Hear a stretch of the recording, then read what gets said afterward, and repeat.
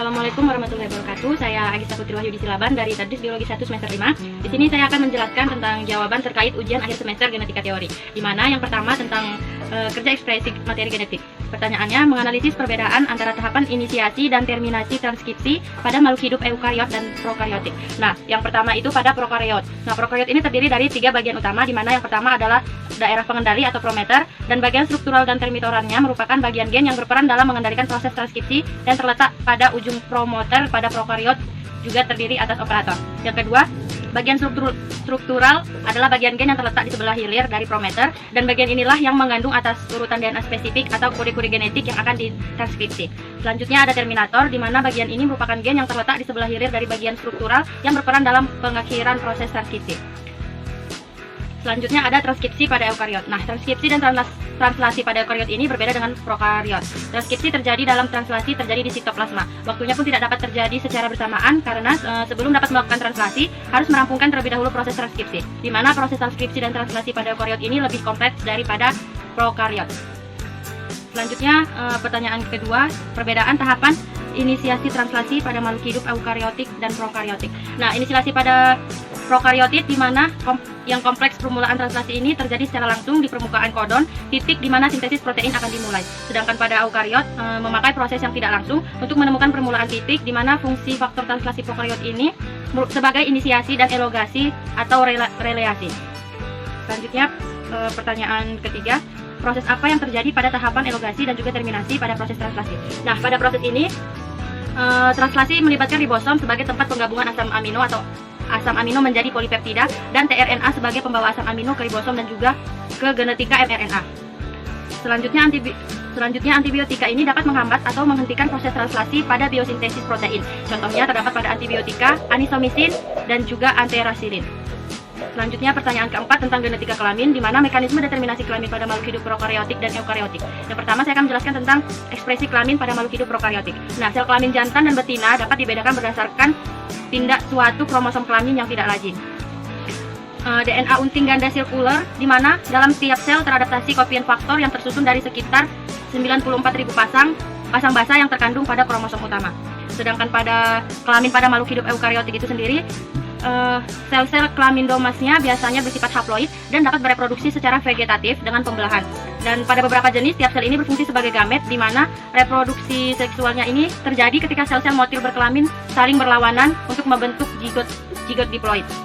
Selanjutnya, pertanyaan nomor 5, analisis konsep genetik yang dapat menjelaskan warna pada kucing polio. Nah, sebuah kucing polio ini merupakan kucing domestik di mana jenis kucing ini memiliki mantel triwarna. Karena penentuan genetik warna bulu pada kucing polio ini terkait dengan kromosom X ibu dan juga warna keduanya terkait dengan kromosom X ayah. Dalam kebanyakan kasus, biasanya laki-laki hanya memiliki satu warna, misalnya hitam, karena mereka hanya memiliki satu kromosom X. Dengan kromosom seks ini umumnya dengan 2 jenis sel yang berbeda, atau jarang ketika beberapa sel kulit anak kucing yang sedang berkembang bermutasi secara spontan. Selanjutnya, pertanyaan nomor 6, bagaimana prinsip haplodiploid pada lebah dapat memberikan transformasi terkait konservasi lebah agar penyerbukan pada tanaman tetap terjaga. Nah, pada lebah ini sendiri proses pembentukan individu baru melalui 2 cara, yaitu partenogenesis dan juga vertisilasi. Umumnya lebah hasil partogenesis ini memiliki jenis kelamin jantan, di mana madu betina melakukan perkawinan dengan lebah jantan, maka akan terjadi proses pembuahan. Lebah terbang dari bunga ke bunga untuk mengumpulkan serbuk sari dan juga beberapa serbuk tanah untuk membantu penyerbukan pada tanaman. Selanjutnya pertanyaan nomor 7, mengapa materi genetik perlu mengalami perubahan? Alasannya karena materi genetik ini merupakan mutasi gen, suatu perubahan yang terjadi pada sel. Dan perubahan materi ini bisa membuat terjadinya perubahan sifat baik pada tingkat sel maupun pada makhluk hidupnya. Dan organisme yang mengalami mutasi ini biasanya disebut dengan muatan, sementara penyebab mutasinya disebut dengan mutagen. Selanjutnya, bentuk dari peta konsep mutasi bisa dilihat di jawaban saya, dan pertanyaan nomor 9 dan juga 10 tentang genetika populasi, di mana di jawaban saya sudah tertulis rumus dan juga jawabannya. Baiklah, selanjutnya saya akan memaparkan jawaban dari ujian akhir semester praktikum genetika, di mana butir soal yang pertama, judul dan juga tujuan praktikum, yaitu pengamatan fase pembelahan mitosis bawang merah dengan metode squash, dengan tujuan mahasiswa dapat mengamati fase pembelahan mitosis sel pada bawang merah. Selanjutnya pada soal nomor 2, prosedur kerja pada praktikum 1, di mana prosedur kerjanya merupakan menyiapkan alat dan bahan, yaitu umbi bawang merah yang ditumbuhkan dalam wadah berisi air hingga akarnya tumbuh. Lalu akar dipotong dengan silet pada ujungnya dengan panjang sekitar 3-5 mm. Kemudian akar dimasukkan ke dalam air selama 15 menit dan setelah itu disimpan dalam lemari es pada suhu 5 derajat selama 10 menit.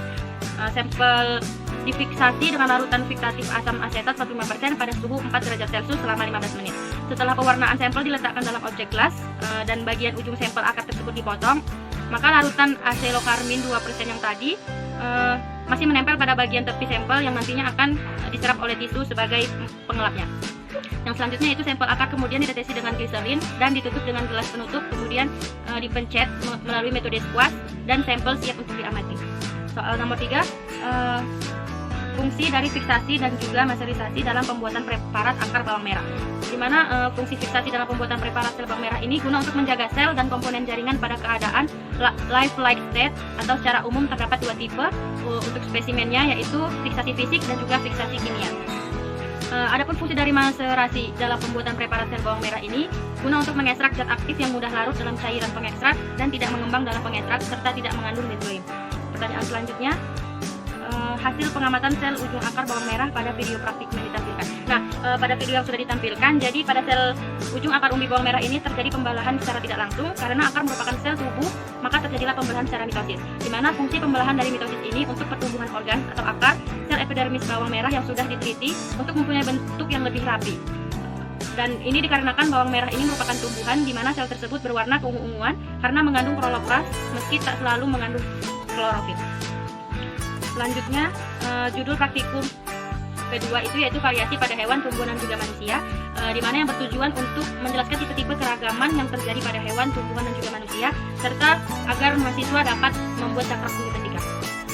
Hasil daripada pengamatan karakter pada tumbuhan dan juga hewan yang telah diamati, yang pertama, gen yang sama menampakkan sifat yang berbeda karena lingkungannya berbeda. Selanjutnya, terdapat variasi yang bersifat kualitatif dari bahan yang diamati.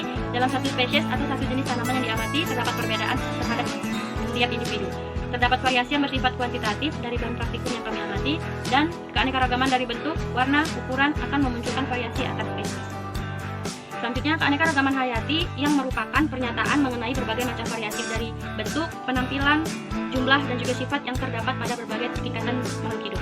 Di mana menurut Undang-Undang Nomor 5 Tahun 1994, keanekaragaman hayati ini merupakan keanekaragaman di antara makhluk hidup yang dari semua sumber, termasuk di antaranya daratan, lautan, dan juga ekosistem akuatik atau perairan lainnya, serta komplek-komplek ekologi yang merupakan bagian dari keanekaragaman yang mencakup dalam spesies dan juga ekosistem lainnya. Selanjutnya, simpulan dari praktikum cakram genetika yang telah dilakukan. Yang pertama, merupakan variasi keanekaragaman dalam satu spesies. Dan variasi gen pada tingkat spesies ini dapat terlihat dari adanya variasi fenotip pada setiap individu, di mana fenotip ini dipengaruhi oleh gen genotip dari lingkungannya. Dan terdapat beberapa variasi genetik pada manusia, diantaranya sifat genetik yang dibandingkan, yaitu jenis kelamin, daun telinga, lesung pipi, bentuk rambut, warna kulit, dan golongan darah. Orang yang memiliki indeks genetika yang sama akan memiliki kemiripan sifat morfologi atau fenotip yang sama pula. Baiklah, mungkin hanya itu yang dapat saya sampaikan. Kurang lebih saya mohon maaf. Saya akhiri. Assalamualaikum warahmatullahi wabarakatuh.